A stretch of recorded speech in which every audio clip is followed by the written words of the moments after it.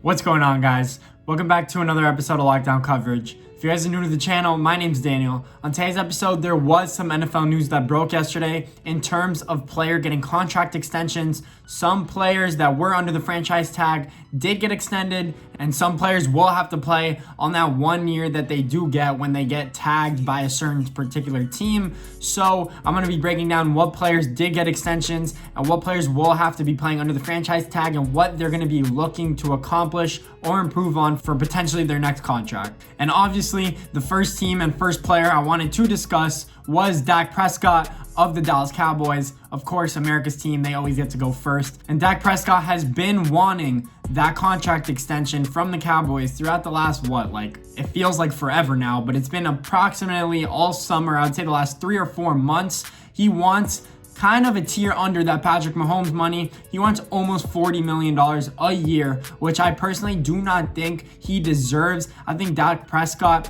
doesn't deserve that for the main purpose of him not playing up to expectations against good playoff teams. If you look at stats from last year, he went 0-9 in game-winning drive opportunities. Obviously, that's not going to cut it. He went 2-8 against teams that were just over 500 last year. Again, that's not going to cut it. Yes, he does really well against teams that aren't in the playoff hunt and are under 500. But again, for a franchise quarterback to take you to the promised land, to take you to the Super Bowl, you want him to perform well against those really good teams. Lamar Jackson, Jimmy Garoppolo, Tom Brady, they all have almost a 70% winning percentage against playoff contenders throughout their career. I know Lamar Jackson and Jimmy G have a good supporting cast, and Lamar Jackson has a small sample size. But another reason I think Dak Prescott doesn't deserve that contract extension is just because when you give him a high volume attempt game in terms of throwing the ball 35 times plus in a game, the great quarterbacks elevate themselves into elite status and they end up playing really well. The more attempts you give them, Dak Prescott, the more attempts you give him, he underperforms, which is a big indication of whether your quarterback is a franchise quarterback or not. It's that simple as to why I don't think he deserves that type of money.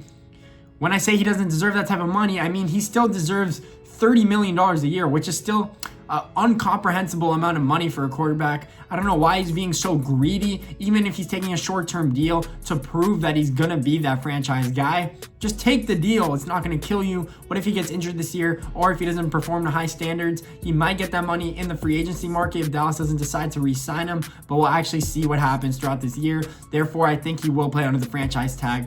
Some other news that did break throughout the NFL is that Chris Jones, defensive tackle of the Kansas City Chiefs, did get a 4-year, $85 million contract extension. I know a lot of you guys are joking around saying the Chiefs had no money to spend after that Patrick Mahomes contract. Eventually, they won't, but they could afford a Chris Jones $20 million a year contract for the next 4 years. They might not be able to re-sign him after that. We'll see if he's even that good after that. But Chris Jones is probably one of the best interior linemen in the NFL in terms of stopping the run and getting to the quarterback. And getting to the quarterback is why he got this much money, because he had 9 sacks in a limited amount of games last year. He was playing under injury, and the year before that, he had over 10 sacks. So an elite defensive tackle getting over 10 sacks, he deserves $20 million. Chris Jones, job well done. Easily one of my favorite interior defensive tackles in the NFL. Another defensive end that did get big money is Myles Garrett. And if you guys look at my other video, I said that Myles Garrett is going to be my top pass rusher going into the 2020 season. Therefore, he got a 5-year, or they're finalizing a 5-year, $125 million contract extension, which makes him the highest paid defensive end in the NFL and the highest paid player that is not a quarterback, $25 million a year. Last year, in just 10 games, in a limited amount of games, because he made some boneheaded decisions and decided to smack Mason Rudolph on the top of the head. I don't know why Myles Garrett decided to do that, but he had 10 sacks in just 10 games last year, which is phenomenal. If you want to continue that, he might have had 20 sacks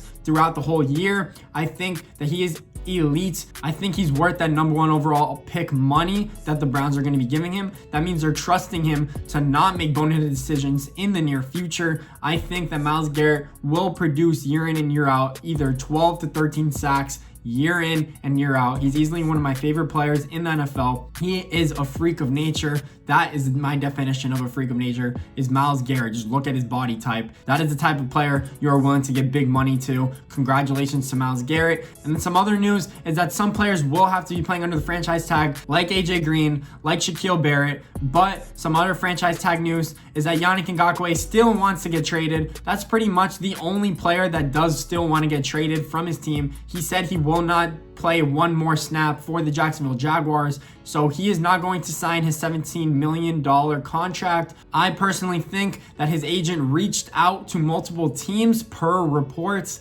that he does want to get traded and is going to be flexible on an extension if he does get an extension, just because he wants to get out of Jacksonville. I don't know how much they're going to be willing to pay him, because a lot of teams just view him as a pass rusher and not much else. He is young. He's only 24 years old, so he has room to develop and be a better player. As it is, he's a sack specialist. I think he's one of the top 10, I would say top 15 pass rushers in the NFL when healthy. So if you're a team that has multiple first round picks, aka my Miami Dolphins, I think you should go out there and get him. It's not going to hurt you. Maybe you could get him on a last second, trade your third round pick and get him for a year, see how he produces. Maybe you can extend him after that year where he plays on the franchise extension. So we'll actually see what happens there. Those are my few storyline key points that happened throughout the last day or two in the NFL. If you guys like this video, please make sure to leave a thumbs up and subscribe. Really appreciate you guys. Thanks for watching. More videos like this to come. More videos to come when more NFL news breaks.